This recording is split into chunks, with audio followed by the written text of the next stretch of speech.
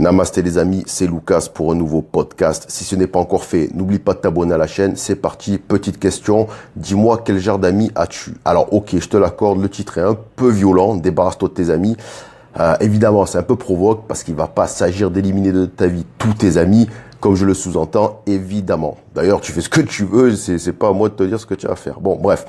Ce que je voulais, par quoi je voulais commencer, c'est te poser une petite série de questions. Et si tu veux te prendre au jeu, je t'invite à y répondre dans ta tête. Alors, par exemple, quand tu as besoin de bras pour faire un déménagement ou que tu as des travaux à faire à la maison ou au jardin, comment réagissent tes amis quand tu leur téléphones ou que tu leur envoies un SMS pour leur demander de l'aide? Est-ce que, ils acceptent de bon cœur ou alors ils se mettent à chercher des excuses foireuses pour esquiver? Tu sais, du genre, ah ouais, tu comprends, je peux pas venir, j'ai une raclette chez mamie dimanche, ou ah, ça aurait été avec plaisir, mais tu comprends, mon dos me fait tellement souffrir. Enfin, ce genre d'excuses foireuses. Alors, il y a même des gens qui vont te dire qu'ils sont pas dispo pour ton déménagement alors que tu leur as même pas donné la date. Ouah, ça, c'est les champions du monde du foutage de gueule. Bref. Deuxième question, quand tu parles à tes amis d'un nouveau projet dans lequel tu vas te lancer, comme un voyage ou créer ta boîte, écrire un livre, etc., etc., qu'est-ce qu'ils te disent? Est-ce qu'ils t'encouragent ou alors, à l'inverse, ils te découragent et commencent à t'énumérer tous les risques que tu encours et tous les dangers que tu encours aussi? Pose-toi cette question. Suivante. Quand un ami te propose une activité, alors là, je ne te parle pas quand un ami te demande de l'aide, je te parle quand il te propose un foot, d'aller à la plage ou ce genre de truc, ou d'aller boire un verre, et que toi, tu refuses l'invitation, non pas parce que tu veux pas le voir, mais parce que tu as autre chose de plus important à régler, comme par exemple travailler sur tes objectifs et tes projets. Est-ce que tes amis acceptent ta décision de bon cœur? Ils te disent OK, no problem, ou alors ils commencent à te faire la gueule ou des reproches? Ah, à toi de répondre. Autre question, quand tu te retrouves autour d'un verre avec un ami, est-ce que vous avez des discussions intéressantes, des intérêts communs à partager, ou alors, faute de mieux, vous devez vous contenter de parler ragot et météo?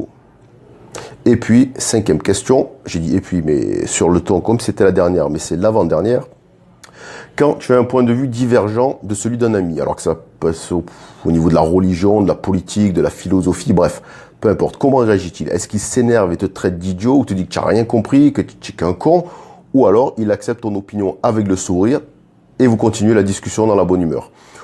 Autre question, dernière, si pour X raison, bon moi ça m'est arrivé il n'y a pas très longtemps justement avant mon voyage, c'est là que j'ai vu la qualité de mes amis, si pour X raison tu te retrouves sans domicile, voilà, 2 ou 3 jours, tu es en galère ou tu as lâché ton appart, tu es en transition, etc., etc., et que tu demandes à tes amis de t'héberger quelques jours, qu'est-ce qu'ils font? Est-ce que, ils t'hébergent chez eux sans condition et sans délai?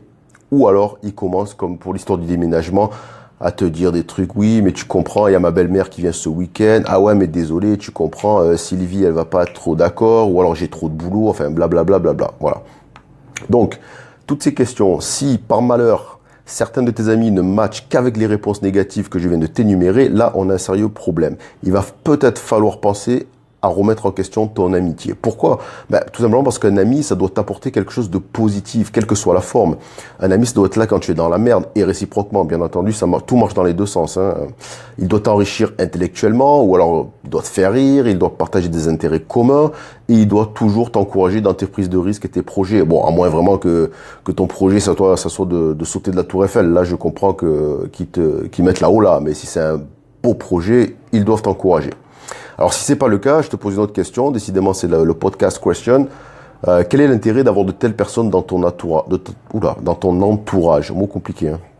Quelqu'un qui t'apporte que de la négativité, ou pire, c'est la même chose, qui se contrefout de ta vie, franchement, n'a pas de place auprès de toi. Alors, parfois, c'est vrai, dans nos amis, il y en a certains qui sont là par défaut. Alors, pourquoi?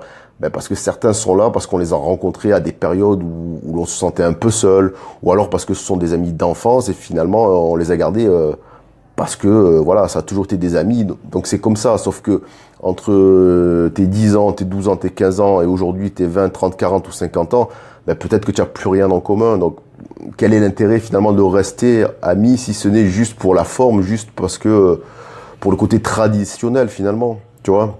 Si certains de tes amis sont juste là pour meubler ton temps, pose-toi aussi cette question. Bon, elle est basique, tu la connais, mais elle est toujours importante à se rappeler. C'est mieux vaut-il être seul ou mal accompagné? Alors pour ma part, je te l'avoue, je préfère 1000 fois passer une soirée tout seul, alors quoi, à lire un livre, à boire un petit vin, à sortir, peu importe, plutôt qu'avec un ami, entre guillemets, qui m'ennuie et qui m'apporte rien d'intéressant ou de positif.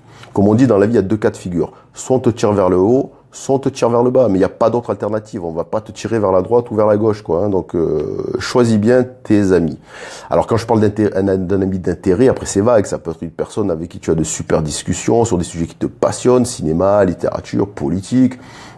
Ça peut être quelqu'un avec qui tu pratiques un sport, ou avec qui tu fais les 400 coups, avec qui tu sors tous les week-ends en boîte et tout. Voilà, il n'y a pas de domaine de prédilection, peu importe le domaine. Le tout, c'est que il t'apporte quelque chose, que ce soit de l'amusement, du divertissement, un apport intellectuel, de l'encouragement, de la positivité, peu importe. Voilà.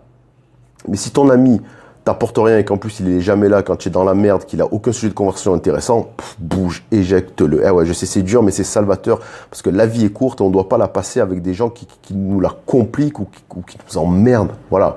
Donc les ponts, faut savoir les couper si tu veux pas sombrer avec. Voilà. Donc petite parenthèse, c'est un sujet que je développe dans mon livre, Le pouvoir de l'agenda, où j'évoque également les relations toxiques que l'on peut avoir aussi bien avec son conjoint qu'avec sa famille. N'hésite pas, va jeter un coup d'œil, le lien est dans la description. En attendant, je te remercie d'avoir écouté le podcast du jour. N'oublie pas de t'abonner et de mettre un com si tu te retrouves dans ce que j'ai dit.